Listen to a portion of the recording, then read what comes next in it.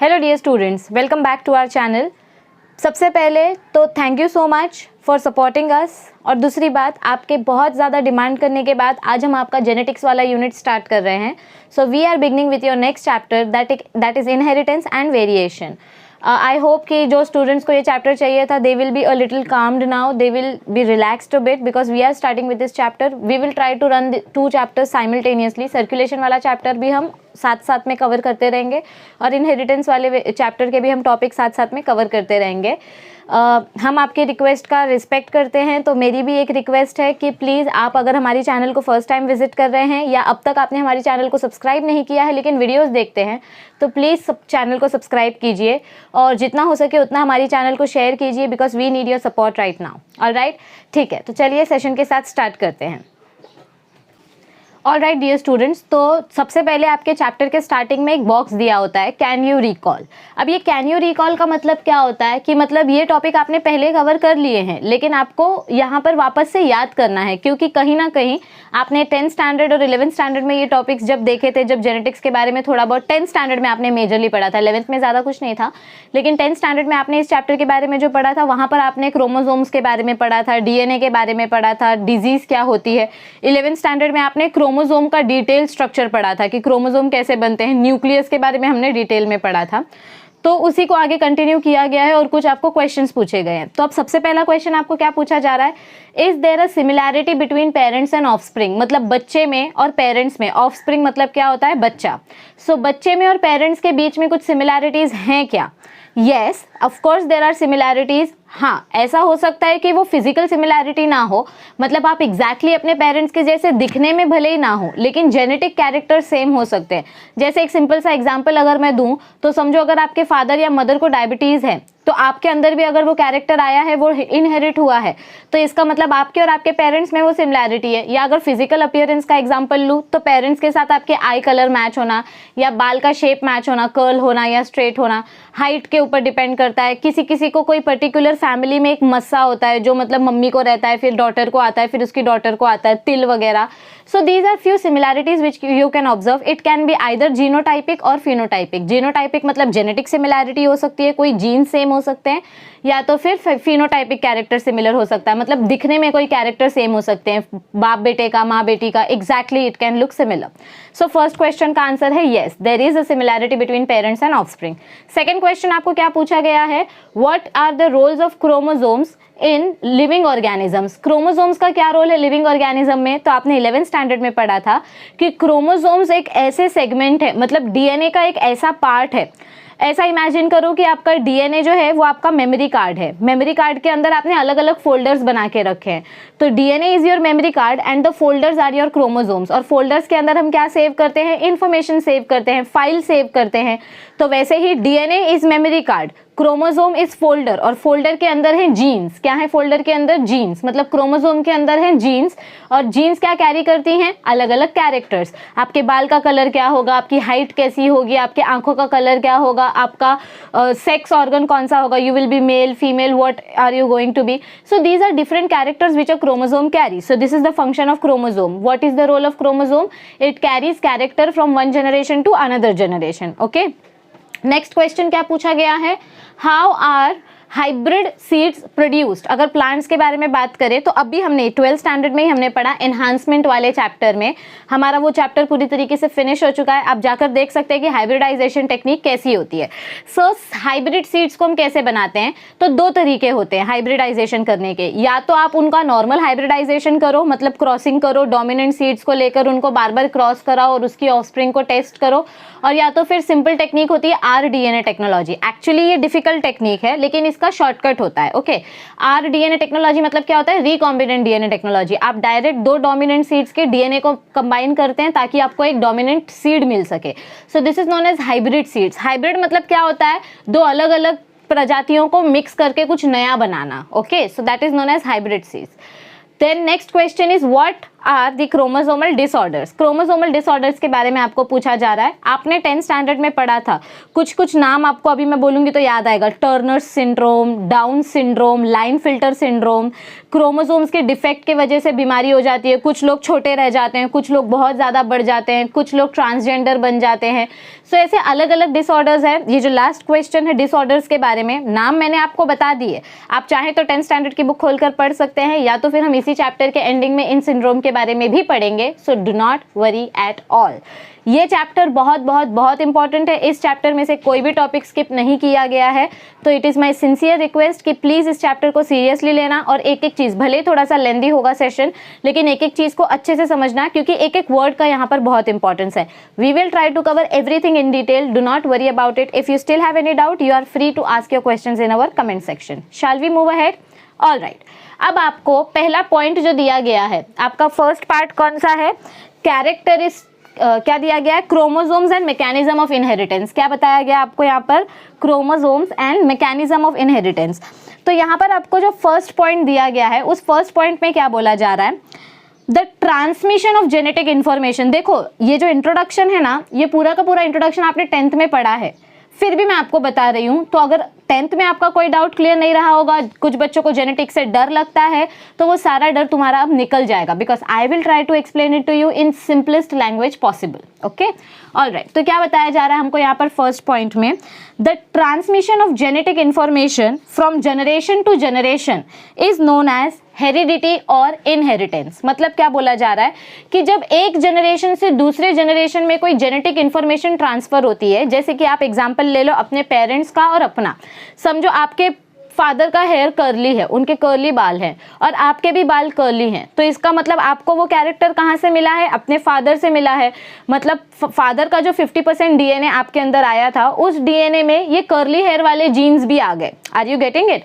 सो जब genetic information transfer होती है एक जनरेशन से दूसरे जनरेशन में, वो कोई भी जेनेटिक इंफॉर्मेशन हो, मैं तो सिर्फ बाल का एग्जांपल ले रही हूँ, कोई भी एग्जांपल हो सकता है, आंखों का कलर हो सकता है, बोलने का तरीका हो सकता है, फेशियल एक्सप्रेशन हो सकता है, कोई पर्टिकुलर मार्क हो सकता है। So it can be anything. तो जब भी कोई इंफॉर्मेशन ट्रांसफर होती है, genetic information from one generation to another generation, मतलब from parents to child, that transmission is known as heredity। इस ट्रांसफर को हम क्या बोलते हैं? हेरिडिटी या इनहेरिटेंस। ऐसा बोलते हैं ना कि आपको ये चीज़ विरासत में मिली है, मतलब आपको आपकी इंटेलिजेंस, जो समझदारी है, वो विरासत में मिली है। तो विरासत का मतलब क्या होता है? इनहेरिटेंस। समझ में आया? बहुत सारी मूवीज़ में ये डायलॉग यूज़ किया जाता है कि तुम्हें ये राजगद्दी तुम्हारे विरासत में मिली है, मतलब यू इनहेरिट दिस थ्रोन, ये आपको आपके पूर्वजों ने दी है। So the character which you get from one generation to another generation, not the गद्दी वाला character, but the genetic character which you get from one generation to another generation, that process is known as heredity और inheritance. Are you clear? Okay. The mechanism of inheritance was successfully investigated before chromosomes had been observed और genes were known। हमको ये पता है कि character कैसे transfer होता है, जीन्स की मदद से होता है। ठीक है, मतलब डीएनए है, डीएनए के अंदर क्रोमोसोम है और एक एक क्रोमोसोम के अंदर हजारों जीन्स हैं। तो जब जीन्स ट्रांसफर होती हैं तो कैरेक्टर ट्रांसफर होता है। लेकिन ये जो हेरिडिटी वाला प्रोसेस है कि मतलब मेरी मम्मी से मुझे ये चीज़ मिली है, ये तब पता किया गया था जब क्रोमोसोम और जीन्स के बारे में लोगों को पता भी नहीं था। मतलब साइंटिस्ट जब इनिशियली स्टडी कर रहे थे ह्यूमन डीएनए के ऊपर, ह्यूमन कैरेक्टर्स के ऊपर, तो उन्होंने एक चीज़ तो कंटिन्यू ऑब्जर्व की कि पेरेंट्स से कोई ना कोई कैरेक्टर बच्चे में आता है। उनको तब ये नहीं पता था कि क्यों आता है, उनको क्रोमोसोम के बारे में नहीं पता था, उनको जीन्स के बारे में नहीं पता था। तो मतलब क्रोमोसोम और जीन्स के बारे में पता करने से पहले उन्होंने ये कन्फर्म कर दिया था कि हाँ, कुछ कैरेक्टर्स ऐसे होते हैं जो पेरेंट्स से बच्चे के अंदर जाते हैं, और उस प्रोसेस को उन्होंने नाम दिया हेरिडिटी। क्या नाम दिया? हेरिडिटी। फिर धीरे धीरे करके क्रोमोसोम्स का इन्वेस्टिगेशन हुआ, धीरे धीरे करके जीन्स के बारे में पता चला, तो ऐसे धीरे धीरे करके सारे प्रोसेसेस खुलते गए। Okay, so first point clear है आपको? ऑल राइट, अब सेकेंड पॉइंट की तरफ बढ़ते हैं। क्या दिया है हमको सेकेंड पॉइंट में? Grigor Johan Mendel, son of the peasant farmer. Grigor Johan Mendel, please इनका नाम याद कर लीजिए। He is one of the greatest personality in the field of biology. Grigor Johan Mendel was the son of a peasant farmer. ये आम farmer के बच्चे थे। He was born in Moravia in 1822। Okay, he was born in 1822। Grigor Mendel first gave the accurate explanation for the mechanism of inheritance by using hybridization technique। हम ये जो बात कर रहे हैं हाइब्रिडाइजेशन के बारे में कि आपके अंदर कुछ कैरेक्टर्स आपके पेरेंट्स से आते हैं, इस ट्रांसफर का, इस प्रोसेस का एग्जैक्ट एक्सप्लेनेशन, मतलब सिर्फ बोलकर नहीं, सबूतों के साथ, मतलब विथ एक्यूरेट रिजल्ट हमको एक्सप्लेनेशन दिया ग्रिगोर मेंडल ने कि कैसे ये सब होता है, मतलब कैसे एक जनरेशन से दूसरे जनरेशन में कैरेक्टर ट्रांसफर होते हैं। जो मैं इतने देर से बात कर रही हूँ कि पेरेंट्स से डॉटर या पेरेंट्स से सन में, मतलब एक कोई पेरेंट है और उसका कैरेक्टर अपने बच्चे में गया है, तो ये ट्रांसफर कैसे हुआ, मतलब एग्जैक्टली कैसे ये सब होता है, ये सारी चीज़ों का एक्सप्लेनेशन दिया ग्रिगोर जोहान मेंडल ने। And that is why he is a very important person in the field of biology. Okay, so he gave first accurate explanation about the mechanism of inheritance by using which technique? By using hybridization technique। कौन सी technique use की इन्होंने? Hybridization technique use की। Hybridization technique क्या होती है? When you mix two different organisms और two different species to produce a new organism, that is known as hybridization. Okay, all right. Inheritance, अब next point में देखो क्या बताया गया है। Inheritance of the 7 traits. Traits मतलब क्या होते हैं? कैरेक्टर। बहुत सारे ऐसे वर्ड्स हैं जिनका मीनिंग आपने 10th में देखा है, लेकिन हम फिर से 11th में देखने वाले हैं। जैसे कैरेक्टर क्या होता है, ट्रेट क्या होते हैं, फैक्टर क्या होता है, मोनोहाइब्रिड डाईहाइब्रिड क्या होता है, ये सारे वर्ड्स के मीनिंग हम देखेंगे इसके आगे। Okay, so inheritance of 7 traits, traits को अंडरलाइन करो और उधर लिखो कैरेक्टर, मतलब 7 ऐसे कैरेक्टर जो इनहेरिट हुए एक प्लांट से दूसरे प्लांट में, मतलब फादर प्लांट से सन प्लांट में, या ऐसा आप बोल सकते हैं पेरेंट प्लांट से ऑफस्प्रिंग प्लांट में। आप सबको पता होना चाहिए कंपलसरी कि ग्रिगोर जोहान मेंडल ने कौन से प्लांट के ऊपर अपना एक्सपेरिमेंट किया था। कमेंट सेक्शन में आंसर करो, अभी के अभी वीडियो को पॉज करो और कमेंट सेक्शन में आंसर करो कि ग्रिगोर जोहान मेंडल ने कौन से प्लांट की स्पीशीज पर अपना एक्सपेरिमेंट किया था। Okay, all right. सो उन्होंने एक प्लांट लिया, उस प्लांट के उन्होंने 7 कैरेक्टर्स कंसिडर किए कि ठीक है, मैं इस प्लांट की हाइट, इस प्लांट के फ्लावर का कलर, इस प्लांट का फ्रूट का शेप, इस प्लांट के फ्रूट का कलर, इस प्लांट के सीड का कलर, ऐसे 7 कैरेक्टर्स में कंसिडर करूंगा और मैं देखूंगा कि ये 7 कैरेक्टर्स में से कौन से कैरेक्टर पेरेंट्स से ऑफस्प्रिंग के अंदर जाते हैं। ठीक है, तो इनहेरिटेंस मतलब क्या होता है? Transfer of characters. कितने कैरेक्टर्स का ये ट्राई कर रहे थे? 7 कैरेक्टर्स का। So inheritance of 7 traits in garden pea. कौन से पी में? गार्डन पी में, मतलब ऐसा वटाना, ऐसा हरा मटर जो गार्डन में उगा सकते हैं। उसका साइंटिफिक नेम आपको कमेंट सेक्शन में मेंशन करना है। गार्डन पी को हम क्या बोलते हैं? ग्रिगोर जोहान मेंडल ने कौन से गार्डन पी के ऊपर अपना एक्सपेरिमेंट कैरी आउट किया था? So inheritance of 7 characters in garden pea plant were studied individually 1 at a time और इन अ कॉम्बिनेशन ऑफ 2 और 3 कैरेक्टर एट अ टाइम। मतलब क्या किया यहाँ पर? ग्रिगोर जोहान मेंडल को 10 से 15 साल लगे ये पूरा एक्सपेरिमेंट कंक्लूड करने में। ओके, तो स्टार्टिंग में वो पहले सिर्फ एक ही कैरेक्टर के बारे में स्टडी कर रहे थे, मतलब वो हजारों प्लांट्स ग्रो करते थे और उन हजारों प्लांट्स में सिर्फ हाइट का कैरेक्टर कंसिडर करते थे या फ्लावर के कलर का कैरेक्टर कंसिडर करते थे। उन्होंने जो 7 कैरेक्टर्स डिसाइड किए थे उनमें से वो एक एक करके स्टडी कर रहे थे। फिर धीरे धीरे करके उन्होंने 2-2 कैरेक्टर्स एक साथ स्टडी करना स्टार्ट किया। फिर धीरे धीरे करके उन्होंने 3-3 कैरेक्टर्स एक साथ स्टडी करना स्टार्ट किया कि इस प्लांट का हाइट, कलर और फ्रूट का शेप, फिर इस प्लांट का हाइट, कलर और फ्रूट का शेप, ऐसे 3 कैरेक्टर्स। तो स्टार्टिंग में एक कैरेक्टर लेकर उन्होंने स्टडी की कि मतलब ये एक कैरेक्टर सारे प्लांट्स में देखने को मिल रहा है कि नहीं मिल रहा है। फिर धीरे धीरे करके उन्होंने 2 कैरेक्टर स्टडी किए, फिर धीरे धीरे करके उन्होंने 3 कैरेक्टर स्टडी किए। समझ में आया? Okay, so he processed the data mathematically and statistically। You will be surprised to know कि ग्रिगोर जोहान मेंडल कोई बायोलॉजिस्ट नहीं थे। He was not from biology background, he was from physics and mathematics background। और इन्होंने ये सारा का सारा बायोलॉजिकल एक्सपेरिमेंट जो किया वो मैथमेटिक्स और स्टैटिस्टिक्स के डेटा के फॉर्म में उन्होंने नोट डाउन किया। See, I will tell you one very important thing today। एक अच्छा साइंटिस्ट, एक अच्छा रिसर्चर वही होता है जो एक्सपेरिमेंट तो दिल लगा के करता है, लेकिन उस एक्सपेरिमेंट के सारे रिजल्ट्स रिकॉर्ड करता है। बहुत बार क्या हो जाता है, जब आप एक्सपेरिमेंट करेंगे, आप खुद भी अभी 12th स्टैंडर्ड में, तो आपको ये पता होगा 11th स्टैंडर्ड में जब आप वो कौन सा वाला एक्सपेरिमेंट, ब्यूरेट वाला जो एक्सपेरिमेंट होता है, प्रेसिपिटेशन वाला, आपको पिंक कलर लाना होता है, तो उसमें जब आपकी रीडिंग खराब आती है तो आप अपनी खराब वाली रीडिंग को नोट डाउन नहीं करते हो, आप बस परफेक्ट रीडिंग की तरफ भागते रहते हो। ठीक है, लेकिन बच्चा लोग, जब तक आप फॉल्स रीडिंग को नोट डाउन नहीं करोगे तब तक आपको पता कैसे चलेगा कि कितने फेल्ड अटेम्प्ट्स के बाद आपको ये सक्सेस मिली है। इसीलिए ये बहुत ज़रूरी होता है कि रिजल्ट चाहे कैसा भी हो, रिजल्ट चाहे अच्छा हो या बुरा हो, आप जो रिजल्ट एक्सपेक्ट कर रहे हो वैसा रिजल्ट अगर नहीं भी आया है तो भी आपको वो रिजल्ट नोट डाउन करना है। क्योंकि जब आप किसी साइंटिस्ट, मतलब जब आप अपना कोई भी डेटा पब्लिश करने के लिए जाओगे, किसी जर्नल में छपवाने के लिए जाओगे, तो वो लोग पूछेंगे कि अपना रिजल्ट दिखाओ, आपको ये एक्सपेरिमेंट करने के लिए 10 साल लगा तो मुझे पूरा 10 साल का रिकॉर्ड दिखाओ। और तब अगर आप बोलोगे कि नहीं मैंने 10 साल का कोई रिकॉर्ड रखा ही नहीं क्योंकि मेरा रिजल्ट कभी अच्छा आया ही नहीं, मेरे पास सिर्फ एंडिंग का रिजल्ट है क्योंकि मेरा एंडिंग का रिजल्ट अच्छा आया है, तो वो लोग आपके एक्सपेरिमेंट को रिजेक्ट कर देंगे। क्योंकि अगर आपके पास फेल्ड रिजल्ट का रिकॉर्ड नहीं है, मतलब फेल्ड एक्सपेरिमेंट का रिकॉर्ड नहीं है, तो आप यहाँ तक पहुंचे कैसे, आप सक्सेसफुल कैसे हुए। तो सक्सेस से पहले जो फेलियर होता है उस फेलियर का रिकॉर्ड करना भी बहुत ज़रूरी है ताकि आप बार बार सेम गलती ना दोहराएं। अब अगर मैं किसी एक्सपेरिमेंट में फेल हो रही हूँ और मैंने वो रीज़न लिख के रखा है कि अच्छा मैं इस एक्सपेरिमेंट में क्यों फेल हुई, क्योंकि मैंने लाइट का कंडीशन प्रॉपर्ली नहीं दिया, तो अब अगली बार मैं लाइट का ध्यान रखूंगी। फिर समझो अगली बार भी मैं फेल हो गई, तो अब अगली बार मुझे पता चलेगा कि मैं लाइट की वजह से फेल नहीं हुई, शायद मैंने प्लांट्स को वाटर बराबर नहीं दिया, तो मैं वो भी लिख लूंगी सेकेंड एक्सपेरिमेंट में कि मैंने वाटर बराबर नहीं दिया। तो अब जब मैं थर्ड टाइम एक्सपेरिमेंट करूंगी मैं लाइट और वाटर का अच्छे से ध्यान रखूंगी। तो जब आप अपने फेल्ड एक्सपेरिमेंट्स का डेटा रिकॉर्ड करते हो आप उतना ज़्यादा सक्सेस की तरफ पहुंचते हो। लेकिन इट इज़ वेरी इंपॉर्टेंट कि आप अपने सारे डेटास को रिकॉर्ड करके रखो। और ग्रिगोर जोहान मेंडल की यही सबसे एक अच्छी बात थी कि उन्होंने अपना सारा डेटा, चाहे वो फेल्ड हो चाहे सक्सेसफुल अटेम्प्ट हो, उन्होंने अपना डेटा हमेशा रिकॉर्ड किया in the form of mathematics and statistics. Okay, all right.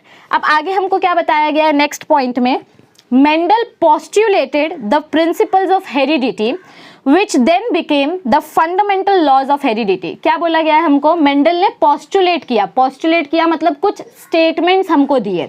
Statements मतलब क्या होते हैं, ये एक ऐसी चीज होती है जिसको आप बदल नहीं सकते, क्योंकि इन स्टेटमेंट्स को जांच परख कर, चेक करके, वेरीफाई करके फिर कंफर्म किया जाता है। postulations मतलब क्या होते हैं, giving some laws, giving some theories. Okay, so Mendel postulated the principles of heredity. Mendel's ने हमको कुछ प्रिंसिपल दिए, मतलब हजारों लाखों बार एक्सपेरिमेंट करने के बाद उन्होंने कुछ कंक्लूजन निकाला और उस कंक्लूजन का उन्होंने स्टेटमेंट बनाया। तो उन्होंने हमको कुछ स्टेटमेंट्स दिए, मतलब कुछ प्रिंसिपल्स दिए हेरिडिटी के ऊपर। हेरिडिटी क्या होती है, how characters are transferred from one generation to another generation. So Mendel ने हमको कुछ प्रिंसिपल्स दिए on heredity which then became the fundamental laws of heredity। मतलब स्टार्टिंग में वो लॉज को हमने लॉ नहीं बोला था, उसको हमने सिर्फ प्रिंसिपल बोला था। प्रिंसिपल मतलब सम टेम्पररी स्टेटमेंट। लेकिन धीरे धीरे करके जब उन्होंने अपने स्टेटमेंट को प्रूव किया कि ये मैं क्यों सही हूँ, तो उसके बाद उसको लॉ डिक्लेयर कर दिया गया। और आज भी मतलब 1822 19th सेंचुरी में जो चीज़ दी गई थी वो आज भी हम 21st सेंचुरी में पढ़ रहे हैं। ओके, सो इट मीन्स अब तक वो लॉ चेंज नहीं हुआ है, क्योंकि उन्होंने 100% गारंटी के साथ सारी चीज़ों को प्रूव किया था। और जब किसी चीज़ का रिकॉर्ड आपके पास होता है, सबूत आपके पास होता है, तो आपको उसके रिजल्ट के चेंजेस करने की कोई ऐसे शंका ही नहीं बचती है। There is no chance of any changes in those laws. Okay, so Mendel postulated the principles of heredity which then became the fundamental laws of heredity as proposed by Correns. मतलब Mendel की death के बाद कुछ दूसरे scientist ने उनके इस experiment को उठाया और उन्होंने मेंडल के कुछ स्टेटमेंट्स को कंप्लीट किया। मतलब मेंडल का जो थोड़ा बहुत काम अधूरा छूट गया था या उन्होंने जो थोड़ी बहुत चीज़ें छोड़ दी थी, याद रखो हाँ, मेंडल के जीते जी उनका ये काम पब्लिश नहीं हुआ। मेंडल के मरने के बाद, ग्रिगोर जोहान मेंडल के मरने के बाद उनके काम को किसी दूसरे साइंटिस्ट ने पब्लिश करवाया। लेकिन वो साइंटिस्ट बहुत अच्छे थे, उन्होंने ग्रिगोर जोहान मेंडल के नाम से ही वो काम पब्लिश करवाया, नहीं तो वो चाहते तो चीटिंग भी कर सकते थे। ओके, इसको हम साइंटिफिक एथिक्स बोलते हैं कि आपके मॉरल वैल्यूज़ कभी बदलने नहीं चाहिए, किसी और के काम को आप अपना काम बताकर पब्लिश नहीं करना चाहिए। Okay, so it was proposed by Correns. Correns मतलब he was another scientist who little bit modified the statements of Mendel and then he proposed it in front of the team of scientists. He visualized that the traits as such are not inherited physically but by something present inside the gametic cell। अब इन्होंने एक चीज़ क्या observe की, Correns ने एक चीज़ observe ये की कि मेंडल ने जो हमको बोला था कि कैरेक्टर्स ट्रांसफर होते हैं from one generation to another generation, वो डायरेक्ट ट्रांसफर नहीं होते। मतलब वो कोई ऐसी चीज़ नहीं है कि आपने एक बॉटल ली और दूसरे को पास कर दी तो मतलब आपका कैरेक्टर ट्रांसफर हो गया एक बॉटल से दूसरे बॉटल के अंदर, नहीं। उन्होंने ये बताया हमको, कॉरेंस ने ये विजुअलाइज किया, ये इमेजिन किया कि ये जो कैरेक्टर ट्रांसफर हो रहा है एक जनरेशन से दूसरे जनरेशन के अंदर, ये जो कैरेक्टर जा रहा है ये डायरेक्ट फिजिकली नहीं जा रहा है, मतलब ये हमको दिखता नहीं है ट्रांसफर होते हुए, लेकिन ये ट्रांसफर होता है। So it is transferred by something which is present inside the gametic cell. Gametic cell क्या होते हैं? मेल्स के अंदर स्पर्म और फीमेल्स के अंदर एग। तो ये एग या स्पर्म के अंदर कोई ऐसे सेल हैं जो फर्टिलाइजेशन के टाइम पे कैरेक्टर्स को ट्रांसफर करते हैं, क्योंकि आपको भी पता है जाइगोट कैसे बनता है, when sperm and egg fertilise together to form a zygote. Okay, तो कुछ तो ऐसा गैमेट के अंदर है जिसके वजह से कैरेक्टर ट्रांसफर हो रहा है। अब वो कुछ तो क्या है वो किसी को नहीं पता था, क्योंकि हमने फर्स्ट पॉइंट में क्या पढ़ा, इनहेरिटेंस या हेरिडिटी जो है ये बहुत पहले लोगों को समझ गया था कि हाँ पेरेंट्स से कोई चीज बच्चे के अंदर आती है, लेकिन वो क्यों आती है ये नहीं पता था, क्योंकि उस टाइम पे ना तो लोगों को क्रोमोसोम्स के बारे में पता था और ना ही लोगों को जीन्स के बारे में पता था। तो सेम कॉरेंस ने भी यही कंक्लूजन दिया कि कैरेक्टर्स जो ट्रांसफर होते हैं, जो इनहेरिट होते हैं, वो फिजिकली ट्रांसफर नहीं होते हैं, वो किसी तो चीज के थ्रू ट्रांसफर होते हैं। And what is that something? तो आगे क्या बताया गया है हमको, he visualized that the traits are not inherited physically but by something present inside the gametic cell. To this something he coined the term factors that are responsible for expression of a particular character. और इस something को, मतलब यहाँ पर ये जो लिखा गया है कि something is responsible for the transfer of character, समझो मेरे मदर को डायबिटीज है और मुझे भी डायबिटीज है, अगर ऐसा इमेजिन किया जाए तो उनके अंदर से मेरे अंदर ये जो कैरेक्टर आया है डायबिटीज का, ये कैसे आया? उनके एग सेल में कुछ तो ऐसा रहा होगा, कोई तो ऐसी चीज रही होगी जो उनके पास से मेरे पास आई।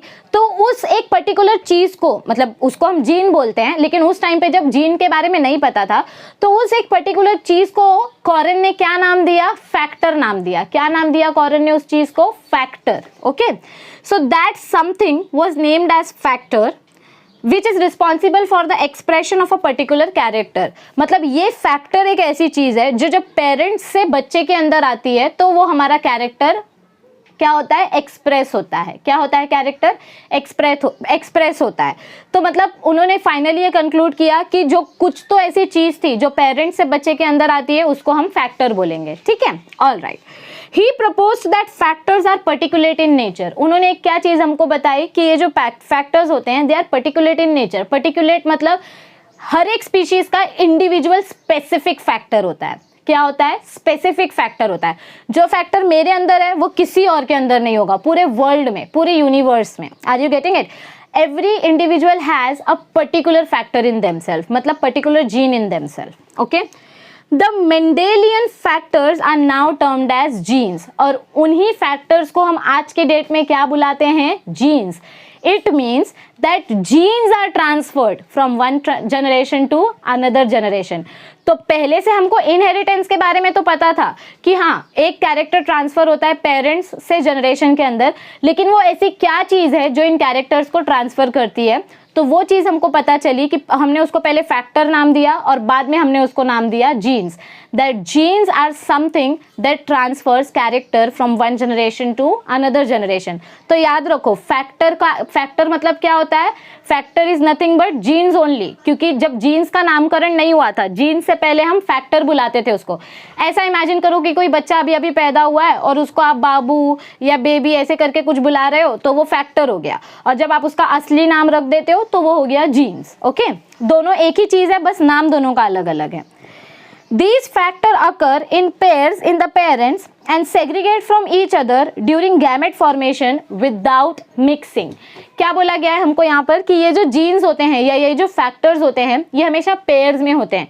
जैसे आपकी चप्पल की जोड़ी, आपकी जो स्लीपर्स होती हैं, जो चप्पल होती है, फुटवेयर होता है, they are always in pair. आप एक शूज़ पहन के चलते हो क्या? नहीं ना, normally we do not wear one shoes. सो वैसे ही आपके ये जो फैक्टर्स या जीन्स होते हैं they always work in pair, ये हमेशा पेयर में काम करते हैं। और जब गैमेट फॉर्मेशन होता है या जब सेक्सुअल रिप्रोडक्शन होना होता है तो यही जीन्स सेग्रीगेट हो जाते हैं, मतलब बिना मिक्स हुए ये अलग अलग हो जाते हैं। ये ब्लेंडिंग या सेग्रीगेशन जो है ये मेंडल का लॉ है, तो इसके बारे में हम डिटेल में पढ़ेंगे। अभी सिर्फ इतना समझो कि जीन्स कैसे काम करते हैं, दे वर्क इन पेयर। हर एक कैरेक्टर के लिए 2 जीन होती है। कितनी जीन होती है? 2 जीन होती है। So did you understand this part of the introduction? पक्का कुछ भी डाउट है यहाँ पर आपको? अगर इंट्रोडक्शन नहीं समझा तो आगे प्रॉब्लम हो जाएगी। हाँ, all right, let's move ahead. तो चलिए, एक बॉक्स जो आपकी टेक्स्ट बुक में दिया था कि मेंडल ने कौन से 7 कैरेक्टर्स यूज़ किए थे प्लांट के, वो 7 कैरेक्टर्स फटाक से देख लेते हैं। आपको वैसे वो याद होना चाहिए क्योंकि 10th स्टैंडर्ड में आपने इसके बारे में डिटेल में पढ़ा है। ऑल राइट, सो उन्होंने जो प्लांट लिया था, इस प्लांट का आंसर मैंने आपको कमेंट सेक्शन में करने के लिए बोला था। Which was the plant? It was Pisum sativum. कौन सा प्लांट था ये? Pisum sativum. So 7 pair of contrasting visible characters in P plant. Contrasting visible characters मतलब क्या होते हैं? जो आसानी से हमको दिख जाते हैं। तो ऐसे 7 कैरेक्टर्स मेंडल ने कंसिडर किए थे। कौन से प्लांट के? पीसम सटाइवम के। ओके, तो ये है 7 पी प्लांट के ट्रेड्स, मतलब कैरेक्टर्स। तो सबसे पहले आपको ये 2 टाइप, मतलब आपको ये कैरेक्टर्स 2 फॉर्म में देखने को मिलेंगे, डोमिनेंट फॉर्म और रिसेसिव फॉर्म। कौन से फॉर्म में देखने के लिए मिलेंगे? डोमिनेंट फॉर्म और रिसेसिव फॉर्म। डोमिनेंट मतलब जो कैरेक्टर एक्सप्रेस होता है, और रिसेसिव मतलब जो कैरेक्टर रहता है लेकिन एक्सप्रेस नहीं हो पाता है। तो ऐसे 7 कैरेक्टर्स हैं। सबसे पहले तो सीड का शेप। अगर सीड का शेप राउंड है तो मतलब वो डोमिनेंट कैरेक्टर है, और अगर सीड का शेप रिंकल्ड है तो वो रिसेसिव कैरेक्टर है। फिर है सीड का कलर। अगर सीड येलो कलर की है तो वो डोमिनेंट कैरेक्टर है, अगर सीड ग्रीन कलर की है तो वो रिसेसिव कैरेक्टर है। थर्ड कैरेक्टर कौन सा था? Pod shape. पॉड मतलब जो बाहर का कवर होता है। तो अगर आपका पॉड इन्फ्लेटेड है, इन्फ्लेटेड मतलब वटाने का छिलका अगर एकदम स्ट्रेट है तो मतलब वो डोमिनेंट कैरेक्टर है, और अगर वो छिलका सुकड़ा सुकड़ा सा है तो it means it is a recessive character, constricted one. Then comes pod colour. Pod colour मतलब आपका वही छिलके का बाहर का कलर जो है, अगर ग्रीन कलर का छिलका है मतलब वटाना अच्छा है, it is the dominant character, और अगर येलो कलर का छिलका है तो it means it is a recessive character. फिर फिफ्थ कैरेक्टर था, fifth character was flower colour. कौन सा था फिफ्थ कैरेक्टर? Flower colour. अगर आपके वटाने के प्लांट के फ्लावर पर्पल कलर के हैं तो that is a dominant character, और अगर फ्लावर व्हाइट कलर के आ रहे हैं it is a recessive character. Then next was flower location. मतलब ये फ्लावर प्लांट के ऊपर फ्लावर्स अलग अलग जगह पर ग्रो होते हैं। कुछ फ्लावर ऊपर ग्रो होते हैं, कुछ फ्लावर साइड साइड में ग्रो होते हैं। सो अगर ये फ्लावर एक्सियल पोजिशन पे ग्रो हो रहे हैं, एक्सियल मतलब प्लांट के एंडिंग में एकदम टॉप में, सो it is a dominant character. और अगर ये प्लांट टर्मिनल, सॉरी एक्सियल मतलब क्या होता है? साइड साइड में, और टर्मिनल मतलब होता है एंडिंग पॉइंट में। तो अगर साइड साइड में फ्लावर्स ग्रो हो रहे हैं तो it is a dominant character, और अगर पॉइंट में, एंडिंग पॉइंट में ग्रो हो रहे हैं या तो ऊपर या तो एकदम नीचे, then that is a terminal character. Okay, recessive one. फिर लास्ट में आता है प्लांट का हाइट। अगर आपका प्लांट टॉल है, लंबा है, then it is a dominant character, और अगर आपका प्लांट शॉर्ट है या डॉर्फ है then it is a recessive character. तो ये 7 अलग अलग कैरेक्टर्स थे जिनके बारे में मेंडल ने स्टडी किया और हमको इनहेरिटेंस के बारे में समझाया, या जेनेटिक्स क्या होती है उसके बारे में समझाया। तो ये 7 कैरेक्टर्स अच्छे से देख लो। आपको ये 7 कैरेक्टर्स कम से कम 10 बार लिखकर प्रैक्टिस करना है कि कौन से 7 कैरेक्टर्स पे मेंडल ने स्टडी की। Seed shape, seed colour, seed pod shape, pod colour SSPP, flower colour, flower location SSPP FF, and plant height. Okay, so ये 7 कैरेक्टर्स थे। अब आगे हमको क्या बताया गया है कि रीज़न, ये मेंडल ने जो भी एक्सपेरिमेंट किया, जो भी रिसर्च उन्होंने की, उसके पीछे मतलब उनको सक्सेस कैसे मिली, उसके पीछे क्या रीज़न है that Mendel got successful in his experiments.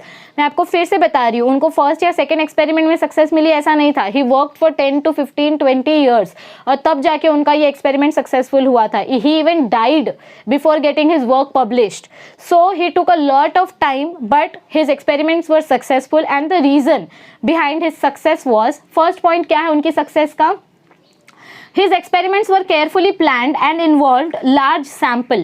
So he carefully planned everything. कोई भी एक्सपेरिमेंट करने से पहले वो हमेशा हर चीज़ की प्रॉपर प्लानिंग करते थे, and he was very smart. उन्होंने ये गार्डन भी सिलेक्ट इसीलिए किया क्योंकि ये प्लांट ग्रो करने के लिए जगह कम लगती है, रिसोर्सेज कम लगते हैं, और एक टाइम पे आपको हज़ारों सैंपल एक साथ मिल सकते हैं। तो उनकी ये स्ट्रैटेजी बहुत ही ज़्यादा सिंपल थी कि ऐसा प्लांट सिलेक्ट करो जिसके कैरेक्टर्स इजीली विजिबल हो, जो कम जगह पर ज़्यादा अमाउंट में ग्रो हो सके, और सारी चीज़ों को प्रॉपर प्लानिंग के साथ करो। So this was the first reason that his experiments were successful. Proper planning and large amount of sample. वो ज़्यादा सैंपल एक टाइम पे कंसिडर करते थे जिससे उनको रिजल्ट फटाफट मिलता था। Then the second reason behind his success was he carefully recorded the number of plants of each type and expressed his results as ratios. Second reason हमको क्या बताया गया है कि जितने भी टाइप के प्लांट्स उनको मिलते थे, मतलब जितने भी टाइप के प्लांट्स की ग्रोथ उनको दिखाई देती थी, उतने टाइप के प्लांट्स को वो रिकॉर्ड करते थे। वो बिल्कुल भी आलसपना नहीं करते थे कि अच्छा ये और ये प्लांट सेम है तो मैं दोनों दोनों को एक ही कंसिडर कर लेता हूँ, नहीं, ये प्लांट अलग, ये प्लांट अलग, ऐसे हजारों प्लांट्स का डिटेल वो लिखते थे, नंबर्स डालते थे, सारे प्लांट्स को नंबर देते थे और हर एक प्लांट के कैरेक्टर को वो इंडिविजुअली रिकॉर्ड करते थे। क्या करते थे? वो इंडिविजुअली रिकॉर्ड करते थे। आलसपना एक साइंटिस्ट की बहुत बड़ी कमजोरी होती है। If you are lazy you can not be a good scientist ever. You can do smart work but you cannot do any kind of laziness in your work. Okay, so this was one of the second reason, like this was the second reason behind his success, that he recorded details, he recorded the information of each and every plant, each and every type, okay, individually. फिर third reason हमको क्या बताया गया है उनके experiment का? In the pea plant contrasting characters can be easily recognised. ये जो थर्ड रीजन है इसमें क्या बताया जा रहा है हमको कि जो प्लांट उन्होंने सिलेक्ट किया था, ये हरा बटाने का पीसम सटाइवम प्लांट जो उन्होंने सिलेक्ट किया था, इस प्लांट की मतलब सारे कैरेक्टर्स इजीली विजिबल होते हैं। इजीली विजिबल मतलब देखकर आप पता कर सकते हो, आपको किसी लेबोरेटरी टेक्निकल्स की जरूरत नहीं है, किसी केमिकल की जरूरत नहीं है, आपको सिर्फ देखना है, अच्छा ये प्लांट लंबा है मतलब इसमें टॉल कैरेक्टर आया है, ये प्लांट छोटा है मतलब इसमें ड्वार्फ वाला जीन आया है। 7 कैरेक्टर्स जो मेंडल ने सिलेक्ट किए थे। इस प्लांट का कलर, इस प्लांट के फ्लावर का कलर पर्पल है तो ये डोमिनेंट वाला फ्लावर है। इस प्लांट के फ्लावर का कलर व्हाइट है मतलब ये रिसेसिव वाला फ्लावर है। तो इस हिसाब से उन्होंने सोच समझ के अपनी स्ट्रैटेजी बनाई और 7 कैरेक्टर्स डिसाइड किए। ऐसे 7 कैरेक्टर्स जिनको किसी केमिकल या मैकेनिकल प्रोसेसिंग की जरूरत नहीं है, जो सिर्फ देखकर आप पता लगा सकते हैं कि कौन सा कैरेक्टर ट्रांसफर हुआ है। सो 7 characters which Mendel has selected, they were easily recognisable. Recognisable मतलब आसानी से पहचाने जा सकते थे। नेक्स्ट पॉइंट हमको क्या बताया गया है?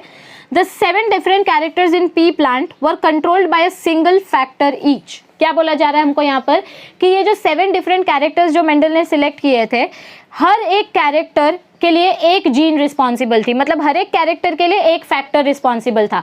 जैसे कि प्लांट का हाइट है तो हाइट के लिए अलग कैरेक्टर, अलग फैक्टर, प्लांट के फ्लावर के कलर के लिए अलग फैक्टर, प्लांट के सीड के शेप के लिए अलग फैक्टर, प्लांट के सीड के कलर के लिए अलग फैक्टर। तो 7 डिफरेंट कैरेक्टर्स, 7 डिफरेंट फैक्टर, और ये सारे फैक्टर अलग अलग क्रोमोसोम पे प्रेजेंट होते हैं। तो जब ये क्रोमोसोम्स ट्रांसफर होते हैं from one generation to another generation, तो हमको ऑफस्प्रिंग देखकर समझ में आता है कि पेरेंट्स से कौन सा कैरेक्टर ट्रांसफर हुआ है, मतलब कौन सा फैक्टर ट्रांसफर हुआ है। Are you getting it? तो ये एक फायदा था कि उन्होंने जो 7 कैरेक्टर्स लिए, ये सारे 7 कैरेक्टर्स इंडिविजुअल अलग अलग फैक्टर्स से थे। मतलब किसी भी कैरेक्टर का ऐसा कोई भी कैरेक्टर नहीं था एक जीन से 2 कैरेक्टर आपको देखने मिले, मतलब एक फैक्टर से आपको 2 कैरेक्टर देखने को मिले, ऐसा कुछ भी नहीं था कि अच्छा ये एक जीन है इसी से फ्लावर का कलर और सीड का कलर पता चलेगा। नहीं, ऐसा नहीं था। फ्लावर के कलर के लिए अलग जीन, सीड के कलर के लिए अलग जीन। तो ऐसे 7 कैरेक्टर्स के 7 अलग अलग फैक्टर्स। और आगे क्या बताया गया है हमको? That these factors are located on separate chromosomes and these factors are transmitted from generation to generation. ये फैक्टर्स अलग अलग क्रोमोसोम्स में प्रेजेंट होते हैं और जब हाइब्रिडाइजेशन होता है, ओके, तो एक जनरेशन से दूसरे जनरेशन में ये फैक्टर्स ट्रांसफर हो जाते हैं। And the last point is said that he introduced the concepts of dominance and recessiveness. Mendel ने हमको एक बहुत ही इंपॉर्टेंट चीज दी कि डोमिनेंस क्या होता है और रिसेसिवनेस क्या होती है। हमको मेंडल ने ये बताया कि अगर कोई कैरेक्टर एक्सप्रेस हो रहा है, मतलब समझो प्लांट की हाइट का अगर एग्जाम्पल लें, अगर प्लांट टॉल है तो इसका मतलब डोमिनेंट कैरेक्टर एक्सप्रेस हो रहा है, और अगर प्लांट शॉर्ट है मतलब डोमिनेंट कैरेक्टर एक्सप्रेस नहीं हुआ। सो जो कैरेक्टर एक्सप्रेस होता है उस कैरेक्टर को हम डोमिनेंट बोलते हैं, और जो कैरेक्टर प्रेजेंट है लेकिन एक्सप्रेस नहीं हो रहा है उस कैरेक्टर को हम रिसेसिव कैरेक्टर बोलते हैं। क्या बोलते हैं? Recessive character. तो जो कैरेक्टर एक्सप्रेस हो रहा है दैट इज डोमिनेंट, जो कैरेक्टर एक्सप्रेस नहीं हो रहा है दैट इज रिसेसिव। तो ये इंपॉर्टेंट कुछ प्रिंसिपल्स और कुछ सीक्रेट्स मेंडल के एक्सपेरिमेंट के कि उनको सक्सेस क्यों मिली, जैसे प्लानिंग करना, डेटा रिकॉर्ड करना, सोच समझकर प्लांट सिलेक्ट करना, उनके कैरेक्टर सिलेक्ट करना, उनके जेनेटिक्स के बारे में स्टडी करना, ये सारी चीज़ों को बहुत ही ध्यान में रखकर मेंडल ने अपना एक्सपेरिमेंट किया था और जिसके वजह से उनको सक्सेसफुल रिजल्ट्स मिले। 10 दिन या 5 दिन में ये एक्सपेरिमेंट नहीं हुआ था, बहुत साल लगे ये एक्सपेरिमेंट करने के लिए। तो फाइनली हमको फिर जेनेटिक्स के बारे में काफ़ी कुछ इन्फॉर्मेशन मेंडल ने प्रोवाइड की। तो आज की सेशन में हमने इंट्रोडक्शन कवर किया है कि मतलब मेंडल ने क्या एक्सपेरिमेंट किया, ग्रिगोर जोहान मेंडल थे कौन, कौन से प्लांट के ऊपर उन्होंने एक्सपेरिमेंट किया। पूरे जेनेटिक्स के चैप्टर में हम कौन से प्लांट के कैरेक्टर्स के ऊपर अंडरस्टैंड करने वाले हैं, और चैप्टर का जो नाम है इनहेरिटेंस एंड वेरिएशन, तो इनहेरिटेंस इस वर्ड का मतलब क्या है ये हमने समझा। नेक्स्ट सेशन में हम वेरिएशन वर्ड का मतलब समझेंगे, लेकिन उससे पहले अगर आज के सेशन में आपको कोई भी डाउट है तो please make sure that you clear your doubts in today's session in our comment section. And if you like to the video then do not forget to hit the like button. हमारा target है कि minimum 200 likes इस video को मिले, तो अगर आप video देख रहे हैं तो लाइक कर दीजिए। और अब तक 49% स्टूडेंट्स ऐसे हैं जिन्होंने सब्सक्राइब नहीं किया है चैनल को, लेकिन वो वीडियो रेगुलरली देखते हैं। तो it's my sincere request that please subscribe to our channel, like the video and share this video with your college friends, class friends as much as possible because we need your support right now. And stay tuned, next session बहुत ही जल्द आने वाला है, तो आज के session अच्छे से देख लीजिए। और आपका होमवर्क क्या है, ये जो 7 कैरेक्टर्स के नाम हमने देखे, डोमिनेंट कैरेक्टर्स के कौन से नाम है और रिसेसिव कैरेक्टर्स के कौन से कैरेक्टर्स है, ये आपको 10-10 बार लिखना है, ये आपका होमवर्क है। और कमेंट सेक्शन में आपको क्या बताना है कि मेंडल ने कौन से प्लांट के ऊपर अपना स्टडी किया था। So make sure you do this homework. बहुत सारे बच्चों का रिक्वेस्ट था कि मैं हर सेशन के एंडिंग में कुछ होमवर्क दूं, तो ये आपके लिए है। कैरेक्टर्स के नाम आपको 10 टाइम्स लिखकर प्रैक्टिस करने हैं। नेक्स्ट सेशन बहुत इंपॉर्टेंट रहने वाला है, उससे पहले आप ये वीडियोस अपने फ्रेंड्स के साथ शेयर कर दीजिए। बने रहिए चैनल के साथ, मिलते हैं जल्दी। Thank you, see you soon.